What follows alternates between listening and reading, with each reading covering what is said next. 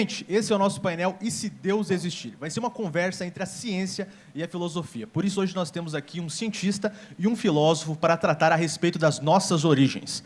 Então, a primeira pergunta será endereçada ao professor Marcos Eberlin. O que é a teoria do design inteligente?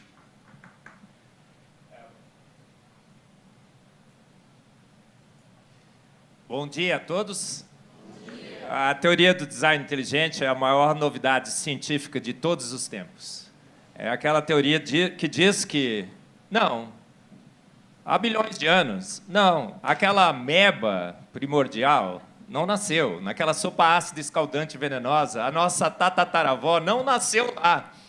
E ela não evoluiu lenta, gradual e sucessivamente, até dar em você uma ameba evoluída. Ela diz que não, que ela foi investigar a ciência e, pelas suas mais recentes descobertas, percebeu que essa história já está superada. Já não pega mais aquela velha história de que, de fato, evoluímos de uma ameba. Não pega mais aquela velha história que o chimpa é até humano e que a gente é parecidinho com eles. Fomos verificar no genoma e percebemos uma diferença astronômica. Fomos verificar no nosso DNA, percebemos também que todos nós viemos da mesma mulher, a Eva mitocondrial, que habitou a Terra, pasmem, há 6.000 anos. Fomos no cromossomo Y e descobrimos que viemos todos do mesmo homem, o Adão Y. São reportagens, são descobertas que têm sido publicadas na Nature, na Science. E descobrimos, então, que viemos todos de um homem, de uma mulher, que habitou, inclusive, esse casal, o Nordeste da África. Pasmem, parece que como aquela história que foi contada um dia naquele livro preto, que foi tido como alegoria, como alguma coisa que foi inventada pelos homens. Não, a ciência está se reconvertendo àquela boa e velha história de que fomos feitos prontos por um ser de extrema inteligência, a sua imagem e semelhança. Que não somos meros mamíferos, somos seres especiais, feitos à imagem e semelhança do designer inteligente. E que essa descoberta foi feita pela ciência, a ciência moderna, a química, a física, a biologia. Principalmente a química, porque a química é tudo, e tudo é química. Então, essa teoria é sensacional, a maior descoberta científica de todos os tempos, fomos feitos prontos por um designer inteligente. Bom, vamos entrar um pouco, então, na filosofia. Agora, com o Pondé, a pergunta é, por que existe algo ao invés de nada? Só para a gente começar tranquilo. Pergunta para o Heidegger. Antes de tudo, eu queria agradecer o convite, estar aqui com vocês, né? Eu e o Eberlin já nos encontramos algumas vezes. A primeira vez foi na Casa do Saber, há muito tempo atrás, né? E dizer que eu agradeço a confiança de vocês em me convidarem para o evento tão importante para vocês. Então, por que existe o ser e não existe o nada? Essa é a pergunta? Porque existe algo ao invés de nada. O Heidegger perguntou por que existe o ser e não existe nada. Ninguém tem a mínima ideia. Né?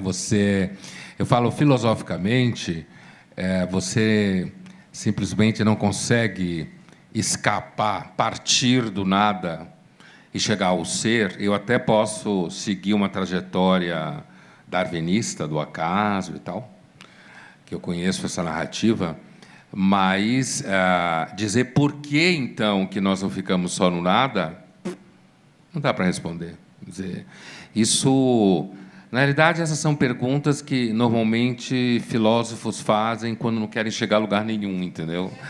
Quando não querem resolver nada. Evidentemente que, se eu inverto a pergunta e digo por que existe algo e não nada, uma das hipóteses pode até passar pela navalha de Occam, isso que eu vou falar, né? Aquela famosa teoria conhecida como a teoria da navalha de Occam, que é uma teoria que diz que, em epistemologia, a melhor teoria é a mais simples, né? É a mais elegante. Eu posso dizer, então, que existe algo ao invés de nada, porque, de alguma forma, foi criado um algo, surgiu um algo, né? Mas eu acredito que dessa pergunta, a não ser que eu vá na direção de uma teoria que sustente um design inteligente, no âmbito que eu entendo que, apesar do método científico aplicado e tal, há uma fé em jogo, né?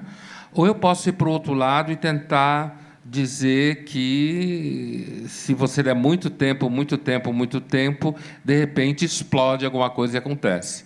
Mas, na verdade, isso não me preocupa.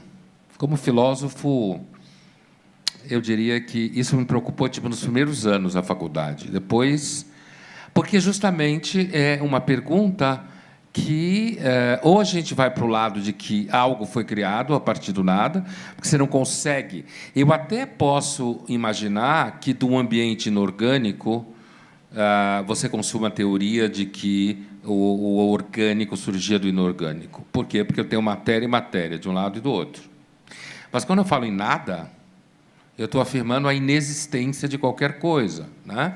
E, portanto, eu acredito que até alguém que trabalhe com uma ciência que não lide com a teoria de design inteligente não partirá do nada.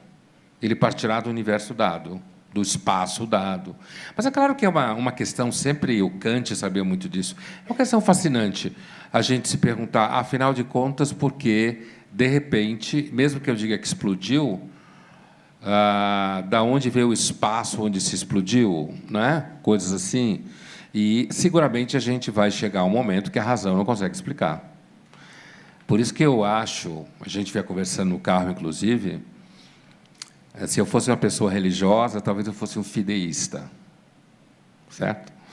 E não alguém que sustentaria a minha fé numa, digamos assim, numa bênção científica ou numa afirmação científica. Porque, de fato, não dá para se partir do nada e chegar a algo. Racionalmente, o conceito de nada pressupõe a inexistência absoluta. E a minha dúvida, sabe o que é? Será que existe o nada em algum lugar? Né? A razão para pensar o nada, ela, a não ser que seja o nada qualificado, né? O nada como objeto de pensamento, parece uma conversa de um bêbado, assim. Perfeito. Levando isso para a ciência, professor Marcos, por que existe algo ao invés de nada? Muito bem. Primeiro, queria agradecer ao Pondé, mais uma vez, por estarmos aqui, né, Pondé? Eu lembro que aquele debate na Casa do Saber foi o reverendo Augustus Nicodemos, que parece que acertou o debate. E eu cheguei no debate, eu parei do lado de alguém assim, que eu não sabia quem era. Aí eu falei assim, rapaz, eu tenho um debate aqui com um tal de um filósofo, Luiz Felipe Pondé. Você sabe quem é? Ele falou, eu. Lembra? E o título do debate era Homem, do barro ou do macaco? Para mim foi inesquecível aquele debate, porque eu fiz uma apresentação formal de cientista, cheio de slides, lembra, não é, Pondé? Lembro. E o Pondé, como bom filósofo, ficou só no blá, blá, blá, blá, blá. Só né? falando. Sensacional. E ele acabou comigo. Né? Eu não lembro disso. Você não lembra? Não. Eu com um monte de slide e ele só ali, né? Conversa, né? Conseguiu. Mas, durante o debate, eu acho que a gente teve um debate muito legal, eu fui lá para defender o barro, obviamente. E o Luiz Felipe Pondé foi lá defender o macaco. Mas, no meio do debate, ele estava tanto defendendo o barro, gente, tanto defendendo o barro, que eu quase comecei a defender o macaco. Isso eu lembro. Você não lembra, né? Isso eu lembro. Você lembra? Lembro. Eu lembro que, inclusive, eu brinquei com isso em algum momento no meio da conversa. E aí, depois desse debate, o Luiz Felipe Pondé deu uma entrevista para a Folha, eu não sei se você lembra, mas aí perguntaram assim, Luiz Felipe Pondé, você crê em Deus? E o Pondé respondeu, e todo mundo começou a mandar mensagem para mim depois, viu, Pondé? Você respondeu assim, eu não cria, mas hoje eu acho que eu creio. E aí começaram a mandar um monte de e-mail. Ó, ele tem tido umas recaídas, mas a gente está reconvertendo ele. Eu recebi um monte de e-mails dizendo assim, Marcos, você converteu o Pondé. Grande tarefa, né? Aí, às vezes, eu chego nas minhas palestras e falo assim, o homem que converteu o Pondé, olha isso aqui. Puta currículo. Mas é o Espírito Santo que faz a obra, né, gente? Mas, ó, o Pondé tem sido um amigo e ele, no programa dele da TV Cultura, ele me convidou também para uma inserçãozinha, lembra? 2 minutos. E ele disse lá que a gente é 99% parecido com os chimpanzés. Ele está pronto para apanhar hoje aqui, eu acho. Sempre pronto. Sempre pronto. E, Pondé, tem sido um privilégio absoluto ter você aqui no Brasil. Você é um filósofo de extremo respeito. Todos nós te admiramos muito, por isso que te convidamos. A gente não tinha outro nome, a não ser você. Se você falasse não, a gente não ia ter esse painel. E tem Ainda sido... bem que eu falei sim, Era o nosso ateu preferido. Sim. Eu sei. É o nosso ateu preferido. Tem o Eu diria que ele- malvado preferido. Favorito. Ateu favorito. Eu diria um pseudo-ateu, viu, gente? Ele já me disse isso. É. Eu me defino como ateu não praticante. O que é um ateu não praticante, Pondé? Não praticante é sensacional. É claro que é uma, digamos assim, uma paródia de que muitos brasileiros falam que são católicos não praticantes, né? É claro que vem daí a brincadeira. Mas se eu fosse tratar disso filosoficamente, que não é claro que a gente pode fazê-lo, é a ideia de que o ateísmo em filosofia é um dogmatismo negativo, estritamente falando, né? Eu, como filho de Sócrates e Platão, que na realidade é a tradição em que eu me encontro, você, a rigor, se você pensar no ceticismo grego, você não pode afirmar que Deus existe ou que ele não existe.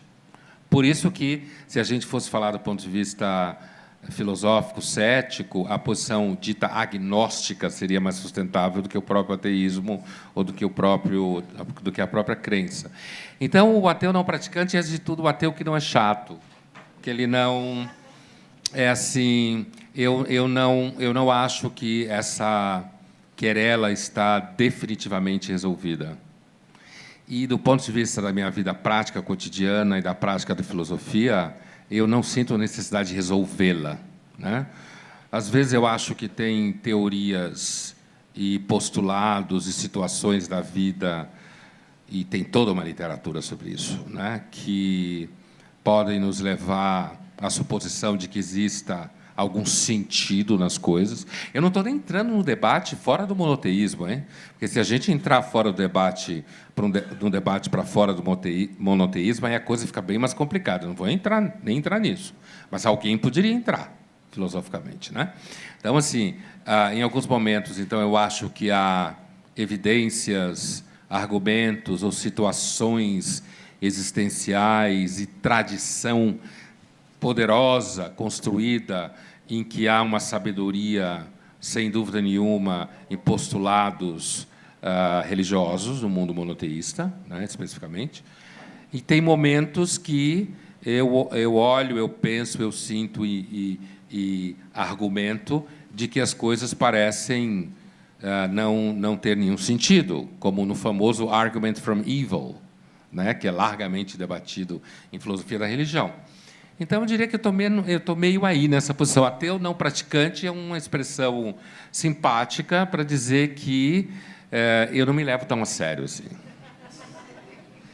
Bom, Marcos... Não, eu não respondi ainda. Não que respondeu? Então vai lá. Só estava fazendo a saudação para o Pondé. É verdade, é verdade.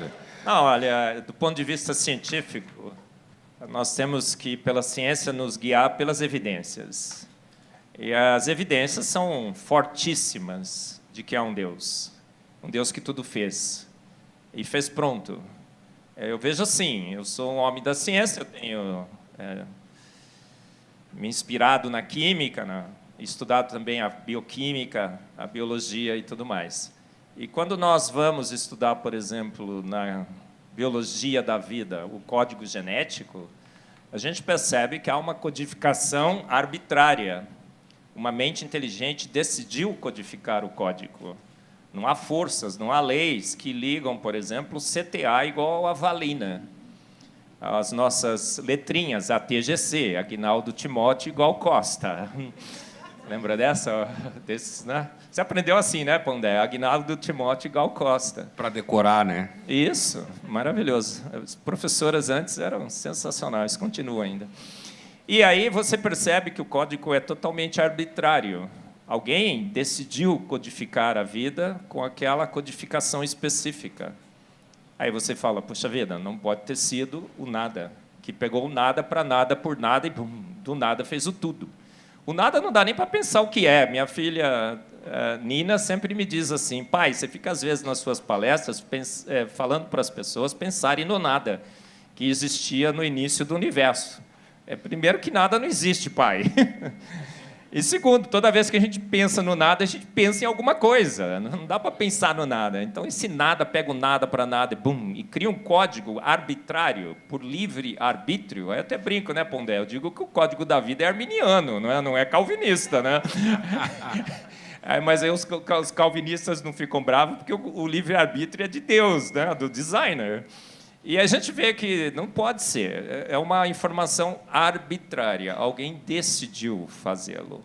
Quando a gente vai na evolução química, por exemplo, naquela sopa ácida escaldante venenosa, que diz que nasceu lá a nossa tataravó, uma ameba evoluída, a gente verifica, por exemplo, que mesmo que os aminoácidos pudessem ter sido formados ali, aminoácido não reage com aminoácido. Tem uma lei na química, que é a energia livre de Gibbs, que determina a espontaneidade das reações. E o ΔG das reações de aminoácido com aminoácido é positivo. O ΔG é positivo. Então, você pode rezar, pode implorar, pode dar cambalhota e tudo mais, que aquela reação nunca vai ocorrer. Não tem como aminoácido reagir com aminoácido. E nós estamos aqui. Nós somos feitos de 70% da nossa massa sólida de proteínas, que, para se formar, tiveram que vencer a química. A química luta contra nós, a química quer te matar, na realidade. Quer matar todos nós. O oxigênio quer nos oxidar, a água quer nos hidrolisar. Mas alguma mente extremamente inteligente venceu a química. Venceu a química, fez com que aminoácidos reagissem com aminoácidos. Como é que ele fez isso? A gente vai olhar na estrutura da química da vida. Ele não reagiu aminoácido com aminoácido, ele reagiu aminoéster com aminoéster. Os transfers RNAs, sabe dessa, Pondé? Trazem os aminoácidos esterificados para que as nossas proteínas sejam tricotadas nos ribossomos. E os ribossomos, né? Cadê o Rodolfo Paiva? A gente mandou um pastor para tentar converter o Pondé no caminho. Não conseguiu, Rodolfo? Não? Difícil. Tem a volta ainda, né, Rodolfo? O Rodolfo fala, a eficiência dos ribossomos excede qualquer máquina feita pelo homem. É absolutamente improvável. Não é improvável, é impossível que o ribossomo tenha se formado. Excede os recursos probabilísticos do universo. Então, quando falta sorte, alguém fez. Os anões do orçamento, lembra dos anões do orçamento, Pondé? Eles falaram que ganharam 274 vezes seguidas na loteria. Você acreditou? A gente continuam ganhando, sim. Você acreditou? Obviamente que não, eu também não. Aí foram verificar, eles tinham conseguido dinheiro por design inteligente. Eles compravam os bilhetes premiados. Então, quando falta sorte, você não tem outra opção. Você não tem outra opção. É por isso que eu acho que o agnosticismo é um distanciamento dos dados. Eu, na realidade, não quero decidir. Eu decidi não decidir. Mas, quando você decide decidir, você não tem como escapar. Você, pelas evidências, percebe que se existe algo, existe. E esse algo tem assinaturas claras de um designer inteligente, que nós, muitos aqui, chamamos de Deus. Então, é inegável isso. Por isso que eu digo que pegue o seu agnóstico preferido, sou ateu esprema-o. Né? Ateu do IBGE. Ateu de IBGE também é bom, né? Eu não respondi o censo. Você não respondeu o censo? Eu estou fora do censo. Esprema na parede, ele espirrará em direção a Deus. Não tem como você escapar. Eu brinco, olha, tem o Douglas X, escreveu um livro muito legal, vou mandar uma cópia para você. Você lê? Compra um Se Edge. você mandar, se eu achar interessante, eu leio. Você vai ler, então. Chama Undeniable, Undeniable, o livro do Douglas X. E ele disse assim, toda criança crê em Deus. Toda criança crê no designer inteligente, pensa assim. Porque toda criança é um pequeno cientista. Pondé já foi criança, ele também já creu em Deus. E aí o que acontece? Por que toda criança crê em Deus? Porque toda criança é um pequeno cientista. E temos cientistas no mundo, amadores e profissionais. Eu acho que eu sou um profissional. Todo mundo aqui, muitos aqui são, né, professor aqui, né, cadê o Bruno e tal? Somos profissionais, tem os amadores. E as crianças começam a investigar o universo. E toda criança boa, moleque, você já foi moleque também, né, Pondé? Põe o dedo na tomada, certo? E aí, se põe o dedo na tomada, você leva um choque. Você passa a crer no elétron. Você nunca viu o elétron, mas você passa a crer no elétron. E eu digo que por que toda criança crê em Deus? Porque quando ela nasce, ela é eletrocutada por evidências de um designer. Ele olha o céu, ele olha tudo que está ao seu redor, porque os atributos invisíveis de Deus, o seu eterno poder e a sua divindade se veem claramente, os atributos invisíveis se veem claramente, e ele decide, há um Deus. E ele chega para o seu pai e não pergunta, pai, quem fez tudo isso? Pai, eu não sei quem fez, mas eu sei que alguém fez. Ele não pergunta o que fez, ele pergunta quem fez. E ele pergunta, quem fez tudo isso, pai? E o pai responde, Deus. Então, eu acho que Deus é inevitável. A conclusão de que há um Deus é inevitável, e às vezes a gente foge dela, a gente se distancia dela. Por algum motivo. Quando a gente chega na adolescência, normalmente é porque a gente não gosta de Deus, porque Deus vai nos restringir de algumas coisas. O designer, né? Tem que falar designer, né, claro? Senão isso. Designer. Aqui a gente é do design inteligente, gente. E eu tenho minhas posições filosóficas e teológicas, né? Sempre puxando-as, né? A gente talvez não goste de Deus, talvez não seja conveniente defender a hipótese de Deus, talvez seja melhor a gente ser assim, um pouco mais afastado e tudo mais. Porque quando você começa a defender, você vira o herege, né? O herege dos hereges aqui, né, Pondé? Defende até que o T-Rex é vegano, né? Mas há uma percepção clara entre todos nós de que há algo porque alguém decidiu fazê-lo. Bom, Pondé, em um jantar de inteligentinhos, o assunto design inteligente causaria alvoroço na mesa? Então, antes eu queria contar uma história, porque, assim, para deixar claro que, na verdade, eu não me vejo aqui na posição de ter que defender absolutamente a negação da existência de Deus ou qualquer coisa que valha, porque eu acho que essa é uma discussão que, do meu ponto de vista, a gente não chega a lugar nenhum, né? Então, não estou aqui por conta disso. E eu queria contar uma história que, quando eu estava acho que no segundo ano da Faculdade de Medicina, que eu fiz 5 anos, e essa história que eu vou contar é o momento em que eu fiz a longa caminhada até optar pela filosofia no 5º ano e começar toda a graduação, né? E que, evidentemente, muita gente na época me achava louco. Eu tinha um filho, já tinha mulher, quer dizer, né? Eu dei um salto mortal e podia ter arrebentado a cara no chão, né? A estatística estava a favor dessa hipótese. Então, né? Claro, quando você abandona a medicina no 5º ano para a filosofia, é quase uma decisão suicida. Mas o que foi que me levou a esse processo que eu acabei fazendo esse caminho? Eu estava numa aula de imunologia no 2º ano da Faculdade de Medicina e a gente estava estudando lá casos hipotéticos de pacientes terminais, linfócitos T, não sei o quê. E eu lembro que eu levantei a mão na aula e fiz uma pergunta para o professor. A pergunta era: como um paciente terminal se vê diante do fato que ele está indo em direção ao nada? Eu lembro claramente da pergunta, né? Porque, como paciente terminal, o nada ali implicava que ele ia morrer, deixar de existir e virar nada, né? Do ponto de vista estrito materialista, ateu. E o professor me deu a seguinte resposta: esta pergunta, o senhor está na aula errada. Essa pergunta é para a aula de filosofia. E aí eu vi o que o professor falou algum tempo atrás. um tempo depois. Mas eu, mesmo chegando nas humanas, eu lembro de eu assistir uma aula de filosofia específica e eu lembro, olha, às vezes o pessoal das humanas viaja na maionese, né? Então eu tenho, não é à toa que eu acabei estudando epistemologia, eu tenho uma clara percepção das diferenças entre teorias absolutamente abstratas e o que é possível de ser tratado como variável de controle laboratorial ou epistemológico. Eu vejo claramente a diferença entre uma coisa e outra, né? Aliás, eu acho que isso é fundamental no debate filosófico, político, em toda a discussão que a gente tem aqui.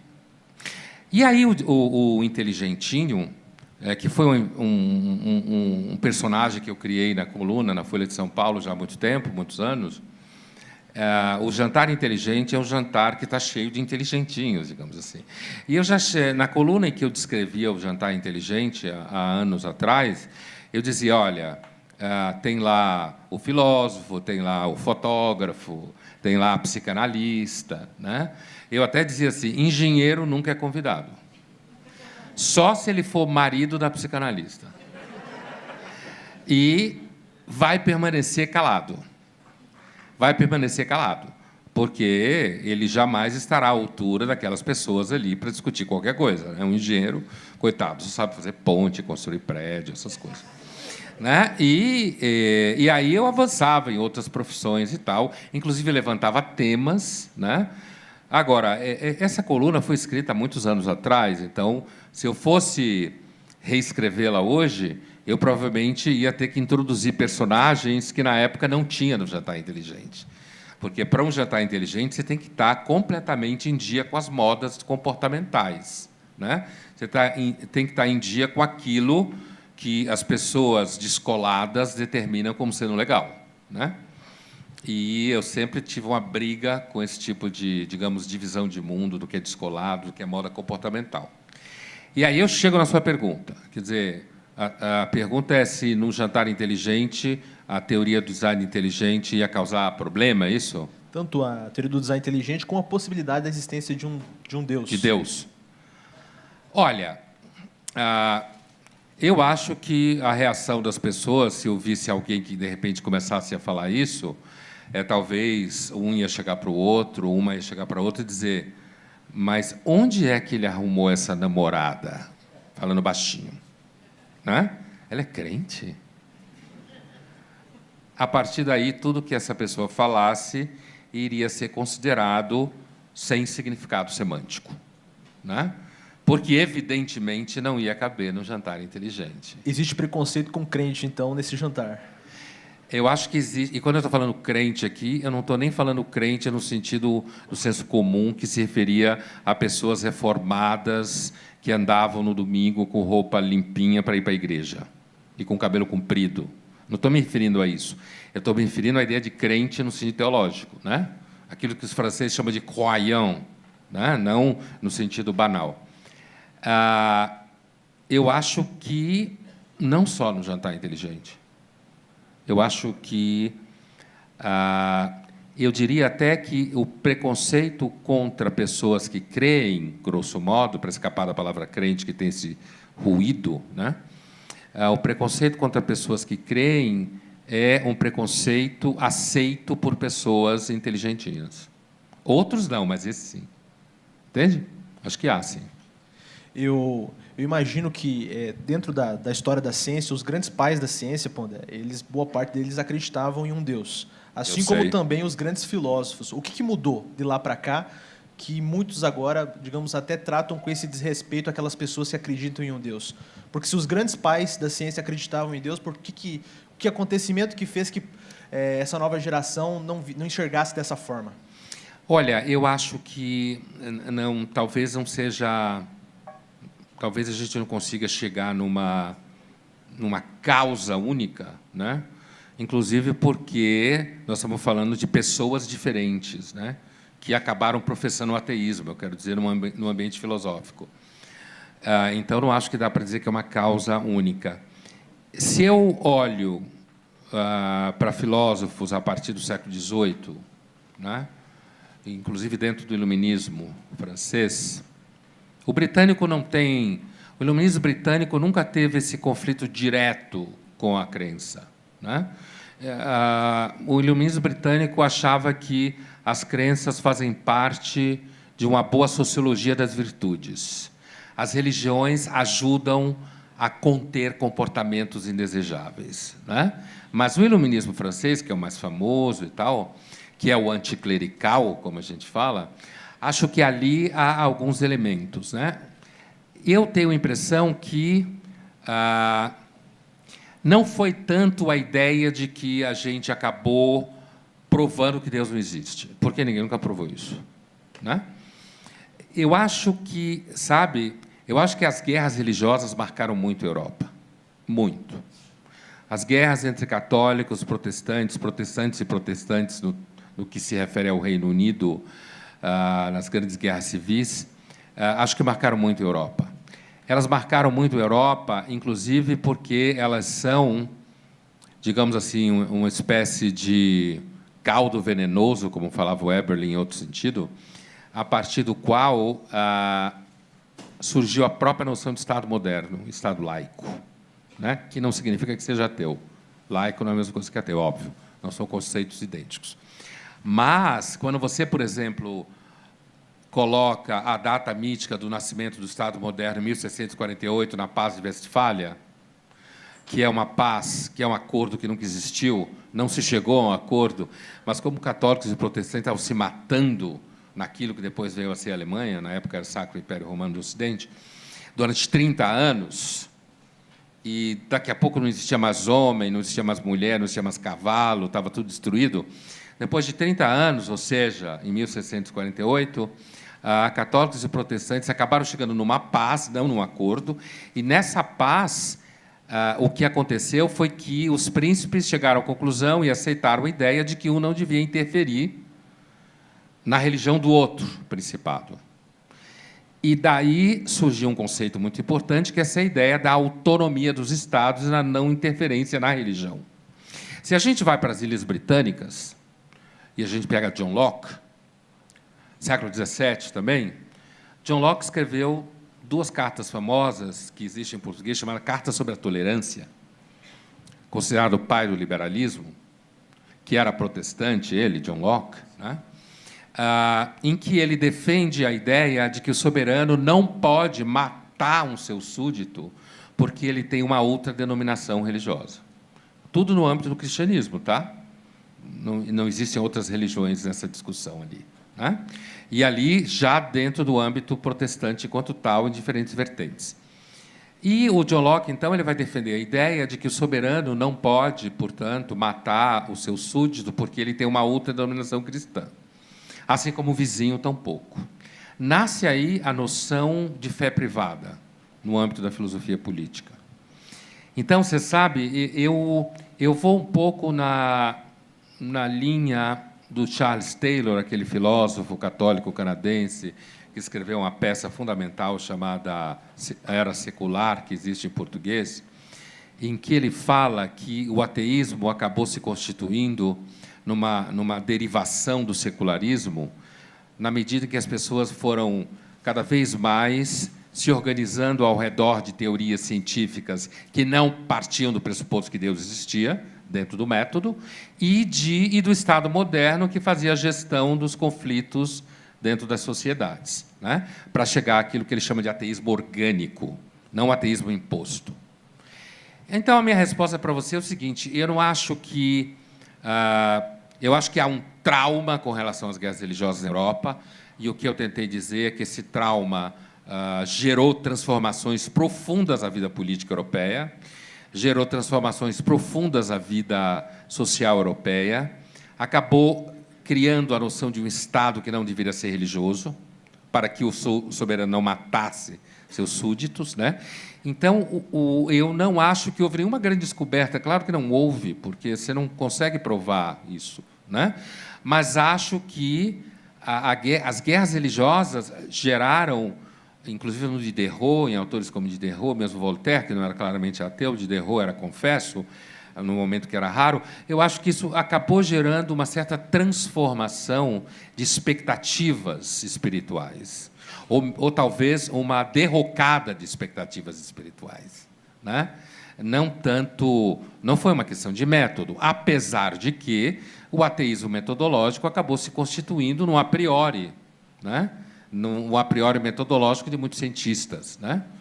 Eu, do meu ponto de vista, eu não vejo o ateísmo, pelo menos aquele que cresci num ambiente completamente secularizado, não religioso e tal, como alguma coisa que é decorrente da ciência. Você acha que antes de Darwin o ateu era insatisfeito? O darwinismo, eu não falo nem do Darwin, porque não acho que dá para discutir a crença específica da pessoa física Darwin, né? Mas, assim, eu acho que o darwinismo acabou se constituindo numa teoria. Eu acho o darwinismo uma espécie de ópera da agonia da vida, é assim que eu sempre vi o darwinismo, uma espécie de ópera da agonia. Eu acho que o darwinismo, daqueles autores como Dennett ou como Dawkins, né, que são ateus praticantes, né, que gostam de chegar para pessoas que creem e dizem Deus não existe, Deus não existe. Eu acho que isso é isso que eu chamo de ateu praticante, né? Alguém que há todinho. Né? Essa expressão é do Kim Kataguiri, não é minha, tá? Eu ouvi dele a primeira vez, quando eu estava lá com eles no MBL. E eu achei muito esperta, muito interessante, que é esse ateu pentelho, né? Que, sei lá, leu um livro e chegou à conclusão que Deus não existe, e ele acha que ele tem absolutamente razão de uma discussão gigantesca como essa.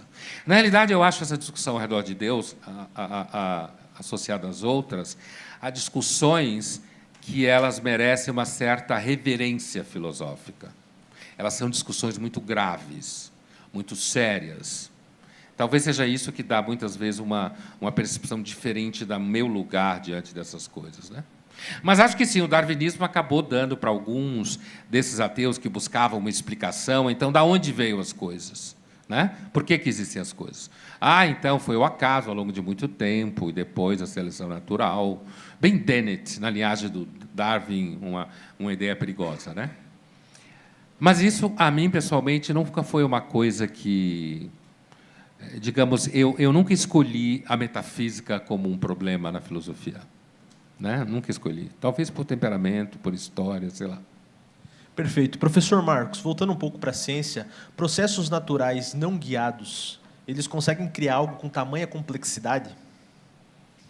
Bom, primeiro eu só gostaria de relembrar que nós já tivemos um debate aqui também, né, Pondé? Nesse mesmo Alguns lugar, anos antes, né? nesse mesmo auditório, nesse mesmo palco. Foi o primeiro TDI São Paulo. Na realidade, o design inteligente tem o Mackenzie como sua casa. O professor, nosso presidente emérito aqui, Enésio Almeida Filho, lembra muito bem que em 2008, não foi, Enésio? O reverendo Augusto Nicodemos, que era o chanceler da universidade, resolveu organizar uma série aqui de simpósios Darwinismo Hoje. E foi onde o design inteligente no Brasil ganhou notoriedade, todo mundo conheceu o design inteligente. O Enésio ajudou a organizar os palestrantes, não sei por quê, que razão que ele teve aí, me escolheu para sair do armário. E me botou no debate a primeira vez que eu participei, inclusive tem lá no meu canal no YouTube o meu debate com os evolucionistas e tudo mais. Então, estamos na casa do design inteligente, estamos no palco do design inteligente, mais uma vez com o grande Pondé aqui debatendo. Sensacional, Pondé. Mais uma vez, muito obrigado. E o que você tinha me perguntado mesmo, Carlos? Bom, eu perguntei se processos naturais não sim. guiados eles são capazes de criar vida complexa. Essa é uma questão que a gente, à luz da ciência, não tem dúvida. A gente percebe que o acaso tem um poder limitado. Eu falo no meu livro Fomos Planejados que fomos calcular esse limite. O que o acaso poderia fazer? E os estatísticos, matemáticos, físicos avaliaram e calcularam o que nós chamamos hoje de recursos probabilísticos do universo. Eu acho que, às vezes, é bom a gente fazer as contas. e fomos fazer as contas. E percebemos que, por exemplo, se você pega todos os átomos do universo e dá a eles o tempo todo que o universo imagina-se que tenha, 13,8 bilhões de anos, e faz com que todos esses átomos conspirem para um único evento, você pode calcular o que eles chamam de recursos probabilísticos do universo. E a gente descobriu que esses recursos probabilísticos não daria nem sequer para escrever a primeira fase de Shakespeare. Ser ou não ser, eis a questão. Muito menos para estruturar uma única proteína de 50 aminoácidos. Naquele livro Undeniable, o Douglas X faz essa conta, inclusive. E nós somos feitos por mais de 5 milhões de diferentes proteínas, contando todos os processos de diversificação. Para você ter uma célula, você precisa de, no mínimo, fizemos as contas, 250 genes, que expressariam, no mínimo, 250 proteínas. Mas é pior ainda, porque você tem o splicing alternativo, você tem o overlapping genético, todas as estruturas de você embaralhar essa informação genética. E toda essa informação levaria, no mínimo, 1.100, 1.200 proteínas. Então, nós fizemos as contas. O acaso não tem poder para criar sequer uma única proteína. Não tem poder para sequer ajustar uma das 26 constantes universais. Que nós sabemos que você, se mudar essas constantes universais, uma casinha que for depois da vírgula, 40 casas depois da vírgula, o universo ardendo se desfaz. Ah, mas, professor, tem um multiverso. Tem, no Homem-Aranha. Né? Você assistiu também, né? Bem legal. Eu não assisti, não. Nunca tive paciência para super-herói. Não assistiu? Vocês estão perdendo. Eu que eu tenho filhos, né? A Nina e o Nicolas, né, linda? A gente foi lá assistir. Achei bacana até. Mas lá tem, mas o multiverso é uma tentativa de fugir novamente da conta. A gente fala assim, olha, nesse universo aqui ele é sortudo demais, porque existem infinitos universos. Mas não dá para fugir da conta, porque a conta tem que ser feita nesse universo. O que a gente descobriu? Que o universo é sortudo demais para ter essa sorte sortuda pelo acaso. A gente tem que calcular no nosso universo. A gente fez as contas. É por isso que agora eu estou na escola de engenharia, viu, Pondé? Os engenheiros que não são convidados para o jantar, né? Claro. E aí, quando você faz as contas não fecham, as contas não batem, viu, Carlos? O acaso não tem poder. Ele sequer para criar uma proteína, sequer para ajustar uma constante universal, sequer para estabelecer esse universo magnífico que existe, com coisas que o acaso não faria. Por exemplo, cadê o pena firme aqui, o Rodrigão? Olha lá, a beleza não faz sentido à luz de Darwin. A gente devia ser tudo feio, né? Porque feio assusta predador. Não é verdade? A fala e o raciocínio do ser humano não faz sentido. A gente fala. Os chimpanzés nunca falarão, porque eles não têm um chip de fala. Que aquele 1% de diferença não seria suficiente. A gente tem um chip de fala, uma região de neurônios específicos que a gente fala. E não dá, é muito mais. E aí esse chip de fala que a gente fala, o acaso não teria chance de fazer. A gente compõe melodias, a gente compõe sinfonias, nós somos seres especiais. Só nós sorrimos, só nós choramos, só nós falamos. O chimpanzé nunca falou uma sequer palavra, nem papai, nem mamãe, muito menos banana. Que pelo menos banana ele devia falar, né? Eu tenho um amigo, Pondé, que foi para os Estados Unidos e falou que tinha aprendido inglês. Eu falei, aprendeu, cara? Aprendi. Quanto? Ele falou, uma única palavra. Eu falei, qual? Beer. Só bebeu o tempo todo. Ele falou assim, com essa eu me viro. Olha, pela lógica do beer do chimpanzé devia falar banana. Mas, gente, pode colocar chimpanzé para tentar falar banana, pode ficar testando por 2 eternidades, ele nunca falará banana. Por quê? Porque nós temos um chip de fala que foi estabelecido. Você aprendeu a falar com a sua mãe, lógico. Pondé, você também aprendeu a falar com a sua mãe, porque se a gente tivesse aprendido a falar com o nosso pai, seria uma desgraça. A gente seria assim, não, sim, pois é. Já pensou, toda essa erudição de fala que o Pondé tem, ele aprendeu com a mãe dele, com certeza. Agora, quem foi a primeira mãe que ensinou a sua filha a falar? se ela, ou seu filho a falar, se ela não teve uma mãe que falava. A gente tem que aprender a falar até 4, 5 anos, se depois a gente não consegue mais falar. Muitas crianças já foram encontradas, enclausuradas, já na adolescência, na juventude, e nunca mais aprenderam a falar.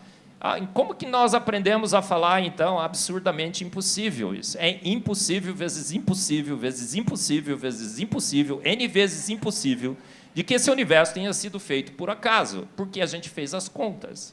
E, quando a gente faz as contas, o designer inteligente aparece nas contas. Ele aparece nas contas. Por isso que eu acho que não dá para fugir. A gente tem que encarar a decisão. Ou a gente vai para a direita, ou a gente vai para a esquerda. Ou a gente é ateu, ou a gente crê em Deus. Não dá. E o ateísmo perdeu as suas contas, perdeu as suas justificativas. Deus é inquestionável, ele é inevitável, ele é óbvio demais, porque os seus atributos invisíveis, o seu eterno poder e a sua divindade se veem claramente. Aquele livro preto, que o Carlos falou que não é para eu citar, diz assim: disse o nécio no seu coração, não há Deus. Disse o nécio no seu coração, não há Deus. Disse o cara que não fez as contas, disse o cara que não foi ver as evidências, disse o cara que não há Deus. O Pondé falou muito bem aqui, não dá para negar, não dá para negar.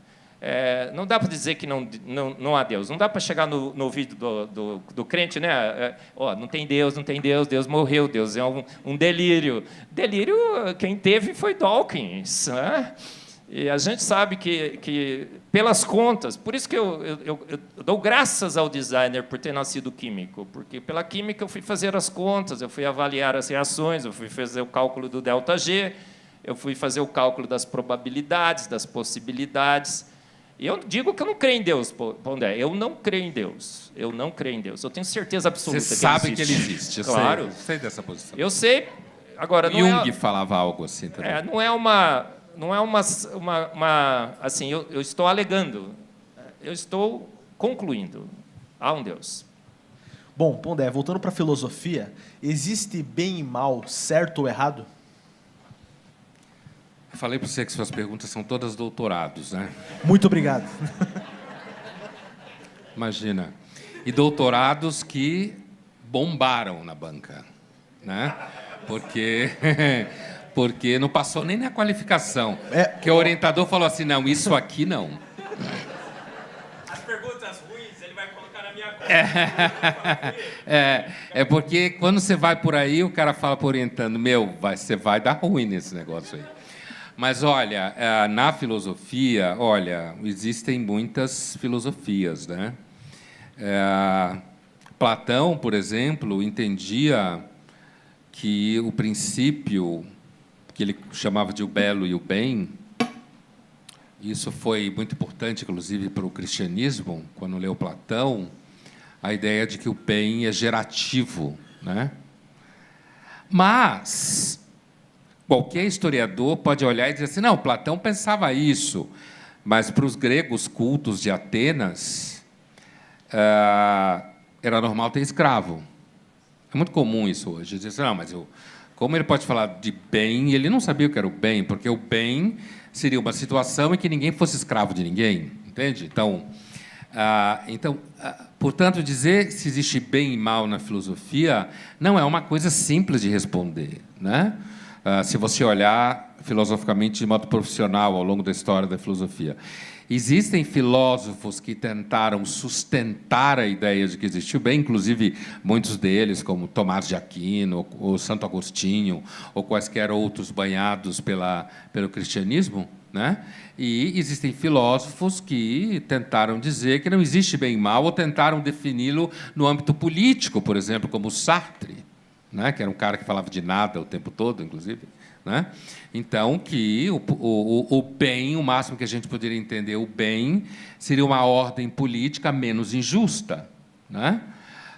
Você também tem toda uma tradição sofista, desde a Grécia, que diria que aquilo que certos grupos consideram bem, outros grupos podem não considerar bem, né? Ou seja, o tal do relativismo moral, como se fala por aí. Existem os românticos alemães que afirmaram que existe um relativismo temporal, que, com o passar do tempo, você tem transformações na percepção das realidades. Isso tudo faz parte do mainstream filosófico, né? Está aí nos livros, autores completamente sólidos que discutiram isso, aquilo e aquilo outro. Agora, também existem... Você pode encontrar autores que dirão, no caso da Hannah Arendt, por exemplo, que no mundo moderno o mal é banal porque nasce da logística, da preocupação racional, né? Então, por exemplo, eu posso, com uma canetada, demitir 150 pessoas, completamente dentro da lei, e, ao mesmo tempo, destruir a vida dessas pessoas. E quando alguém perguntar para mim, mas por que você fez isso? Não, eu só estava cumprindo ordem, eu fiz um cálculo, cheguei à conclusão que precisava ter essa redução do número de funcionários ou colaboradores, como está na moda falar, para parecer legal, e eu cheguei à conclusão que tinha que ser demitido, né? Então, não há um consenso, é isso que eu estou dizendo, não há um consenso, Carlos, na filosofia, porque existem muitas concepções filosóficas. Agora, eu entendo que, aí eu falando por mim, né, eu entendo que, por exemplo, inspirado muito num poeta T.S. Eliot, né, da primeira metade do século XX, eu entendo, às vezes eu tenho a impressão que o mundo está dividido, eu vou fazer uma afirmação quase poética aqui, que o mundo está dividido em dois grandes grupos, né? Um grupo que acredita no progresso, que vê a natureza humana como irrestrita, que é um conceito do Thomas Sowell. Ela aprende, evolui, fica cada vez melhor, e, portanto, basta a gente votar na pessoa certa, basta a gente comprar produtos certos, basta eu colocar meu filho numa escola legal, que vai ensinar para ele a defender as causas legais, que tudo vai ficar bem. Eu acho que existe um outro grupo, talvez hoje em dia mais restrito no ambiente público, do pensamento público, com certeza, que olha para o mundo e vê o mal espalhado para tudo quanto é lado. E que eu estou chamando de mal? Ressentimento, uma inveja do cacete, preconceito dizendo que não tem, projeto de fala de liberdade, trabalha duramente para excluir a liberdade de expressão. Estou dando exemplos do que eu entendo por mal, tá? Não estou entrando na metafísica e na ontologia. Eu até podia entrar, o mal é inveja do bem, ausência de ser, como fala Agostinho e Plotino e tal. E eu acho que essas pessoas, nas quais eu me incluo, assim como o T.S. Eliot se incluía, essas pessoas elas não podem fugir do fato que elas olham para o mundo e sentem que há alguma coisa errada na operação. Eu estou me referindo ao mundo social, não estou entrando nem no mundo do cosmos e da natureza. E, para essas pessoas, mesmo que elas não creem no conceito teológico de pecado, né, que eu me debrucei no doutorado, né, elas acabam inferindo que o conceito de pecado parece muito empírico, certo? Ele parece muito empírico como antropologia. Então, nesse sentido, digamos, o que eu estou dizendo é assim, o mal parece mais empírico do que o bem. Apesar de que eu entendo muito bem o conceito de graça, conheço muito bem o conceito de bem na tradição cristã, então não é que eu não conheço isso. Mas no dia a dia, na banalidade do dia a dia, o mal me parece um critério fundamental, né? Eu estou olhando a hora aqui, porque eu tenho gravação, né? Você sabe, né? Só para nós do Linhas Cruzadas. Daqui a finalizar, pouco. Eu vou abrir para uma pergunta do Marcos para o Pondé e uma pergunta do Pondé para o Marcos. Legal. Para nós finalizarmos. Quem quer começar? Então, eu queria saber de você, do ponto de vista cotidiano e concreto, como é que é viver num ambiente acadêmico e defender uma teoria como design inteligente. Por que eu estou te perguntando isso? Porque eu conheço o ambiente acadêmico. E o ambiente acadêmico é uma baixaria. Tá? É uma puxação de tapete, é inveja para todo... É um dos melhores lugares para você enxergar o mal. aliás. Então, eu tenho essa curiosidade. Eu perguntava até para ele, cadê ele? O Rodolfo que me trouxe, é isso? É Rodolfo o nome dele? Então, eu até perguntei isso para ele também. Mas como é essa experiência para você, Berlim? Olha, tem sido extremamente gratificante, Pondé, porque me vejo não sentado na roda dos escarnecedores, e me vejo do lado dos grandes cientistas. A ciência nasceu com a percepção de que havia um Deus. As principais universidades do mundo foram criadas por homens que criam em Deus. A Universidade Presbiteriana Mackenzie, a melhor do Brasil, criada por missionários presbiterianos. Ontem eu estava com o Daniel e a Emily ali visitando o centro histórico. O missionário veio e junto veio sua esposa, e ela criou uma escola. Foi a primeira escola no Brasil que tinha mulheres, garotas e negros. E essa é a grande contribuição dos homens de fé para a humanidade. Criaram as universidades. Os grandes cientistas no mundo, todos criam em Deus. A imensa maioria, Pondé. Schrödinger, Planck, os pais da mecânica quântica, aquela ciência que quanto mais você estuda, menos você entende, criam em Deus. O Thomson, da minha área, o pai da espectrometria de massas, era um homem que cria em Deus. Ele escreveu: dado após dado, espectro após espectro, a verdade que é enfatizada a cada avanço da ciência é de que há um Deus que fez todas as coisas. Grandes são as obras do Senhor. Boyle, pai da química, ele pegava os seus recursos, comprava a Bíblia e distribuía para... Foi o primeiro Gideão internacional, eu acho. Foi o Boyle. E todos os grandes cientistas, ganhadores de prêmios Nobel, Pondé, 90% criam em Deus. 67% de cristãos, 22% de judeus, só 10% de ateus. Às vezes a gente fica pensando que cientista bom é cientista ateu ou agnóstico. Não, é cientista que crê em Deus. Eu digo que Deus faz chover sobre justos e injustos, mas na academia chove muito mais sobre justos. E Deus deu o dízimo para os ateus. Pondé, 10%. E os grandes na ciência, todos os homens que criam em Deus. Essa estatística mudou? Absolutamente não. Qual é o maior cientista brasileiro de todos os tempos? Ganhou 2 prêmios Nobel. A gente só não deu para ele o prêmio Nobel, porque a ciência é do jeito que você falou. César Lattes, ele ganhou 2 vezes. Ele foi o primeiro a identificar e a isolar o meson pi. Deram o prêmio para identificação e isolamento. Era dele. Alguém perguntar para você se tem um brasileiro que ganhou um prêmio Nobel, você fala sim, César Lattes. Se alguém perguntar para você quem é o grande pioneiro da aviação, você diz Santos Dumont. Irmãos, Wright é fake, gente. Desculpa os americanos que estão aqui. Eles não entenderam. Ainda bem. Entendeu?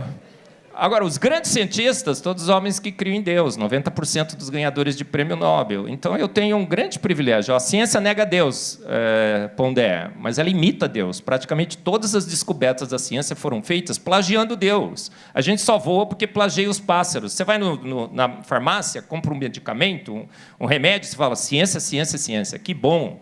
Homens que... desvinculados daquela posição herege, pseudocientista, negacionista de que há um Deus, foram nos seus laboratórios, criaram moléculas que estão me salvando. Glória seja dada à ciência. Não é assim? Totalmente enganado. Você sabia que 35% dos medicamentos, produtos naturais. Os outros 35%, inspirados em produtos naturais. E os outros 35%, que eles chamam de sintéticos, na realidade, são inspirados em moléculas também, que foram encontradas... na natureza. Você conhece a natureza, o Pondé? Você já ligou para ela? Você tem ela aí no seu WhatsApp? Natureza é um termo que nós usamos só para fugir da declaração que é a criação de Deus. Deus fez todas as coisas, Deus guia a ciência, Deus é o autor e consumador da ciência, o designer, né? Desculpa aí, mais uma vez, meu ato falho. É um designer que é o autor e consumador da ciência, e eu tenho um grande privilégio de ser como os grandes cientistas foram. Eu coloquei no meu livro, Pondé, o Fomos Planejados, tem uma caricatura lá, tem eu e o César Lattes. E na minha humildade, porque humilde eu sou, você já percebeu, né? Entre as minhas muitas qualidades, a humildade transparece, vocês estão percebendo. Aí eu pus lá, César Lattes, perguntaram para o César Lattes, você crê no Big Bang? Ele falou assim, eu não dou bola para essas bobagens de cosmólogos. Você crê na evolução? Eu não dou bola para Darwin. Eu creio naquele livro preto em cima da mesa. É uma entrevista que ele deu para o jornal da Unicamp. Sabe qual é o livro preto? Aquele livro preto que o Carlos não quer que eu cite. E aí, o que aconteceu com o César Lattes? Aí perguntaram para ele, eu creio que Deus fez pronto, que o designer fez pronto pelo poder da sua palavra. Então eu pus lá no meu Fomos Planejados, por isso que eles me amam tanto, né, Pondé? O maior cientista físico da Unicamp e o maior cientista químico da Unicamp, que por mera coincidência sou eu, crio em Deus.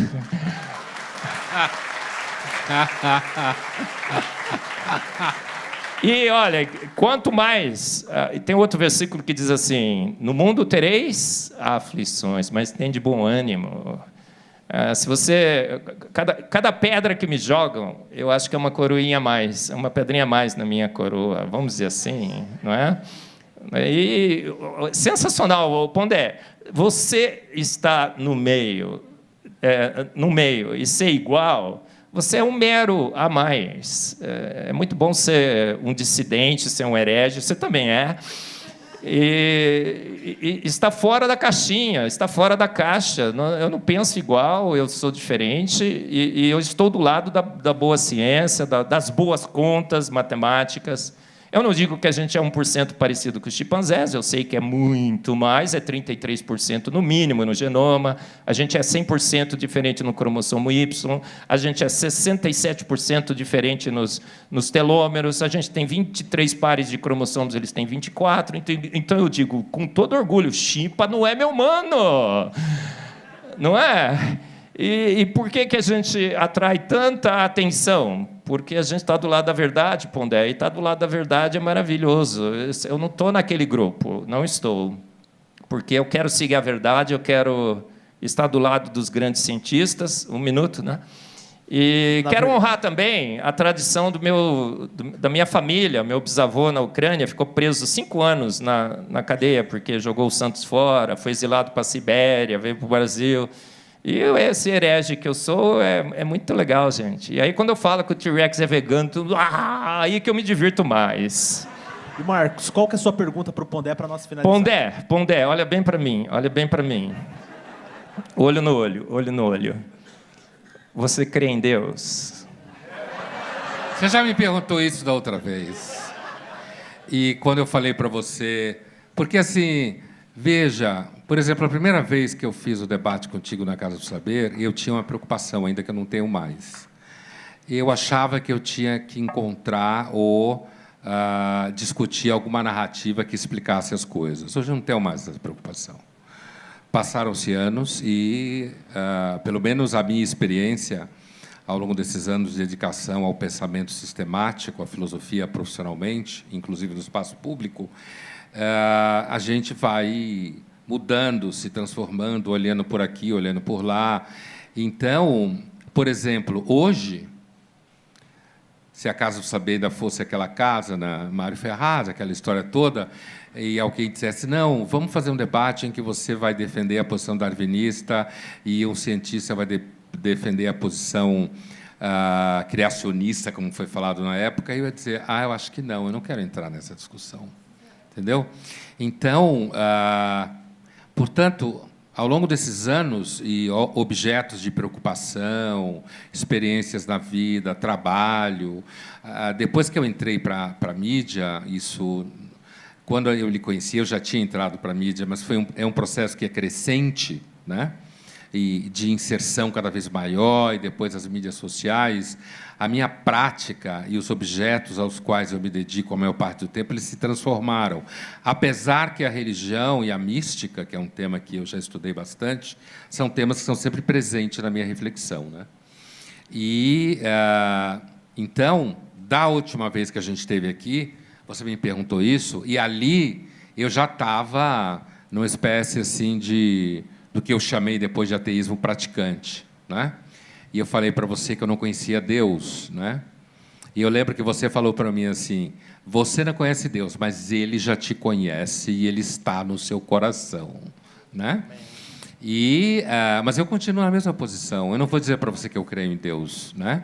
Porque se eu dissesse que eu creio em Deus da forma como eu entendo que você crê, certo?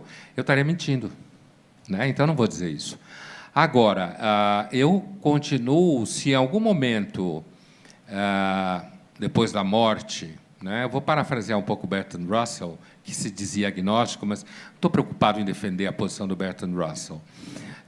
Eu diria assim, se em algum momento, depois da morte, eu vir a conhecer Deus cara a cara, eu vou ficar muito feliz. Eu vou dizer assim, olha, bom, então, é possível levar uma conversa com você? Claro, porque eu sou um nada. Eu ia dizer, como Abraão, eu que sou pó e cinzas, certo? Venho aqui falar com o senhor. Então, eu entendo um pouco esse traçado, né? Conheço um pouco esse traçado.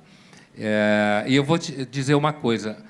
Quando eu estava começando a ler, eu devia estar lá pelos 12, 13 anos, eu digo não só ler, aprender a ler, o meu pai me deu 2 livros, foram os primeiros 2 livros que eu ganhei. Um era sobre átomos, meu pai era médico também, átomos, e o outro era a Bíblia para adolescentes, e eu li ela inteira, né? Então, assim, eu estou sempre passeando por essas questões, eu estou que eu sou filósofo, mas se eu dissesse para você eu creio em Deus, eu ia estar mentindo, eu estaria querendo agradar a plateia, entendeu? E eu não vou fazer isso, né? Porque seria uma mentira. Mas eu não estou nem um pouco preocupado em provar que Deus não existe. Nem um pouco preocupado. Não é uma coisa que passa pelo meu dia a dia. Obrigado. Maravilha. Você vai falar a mesma coisa? Não. Eu queria dizer que se você leu a palavra de Deus, e a Bíblia diz assim, ensina o menino no caminho em que deve andar. E até quando for mais velho, ele não se desviará dele. A semente está no teu coração. Ele disse a mesma coisa. Pessoal, esse foi o quadro E Se Deus Existir. Uma salva de palmas bem forte, pessoal.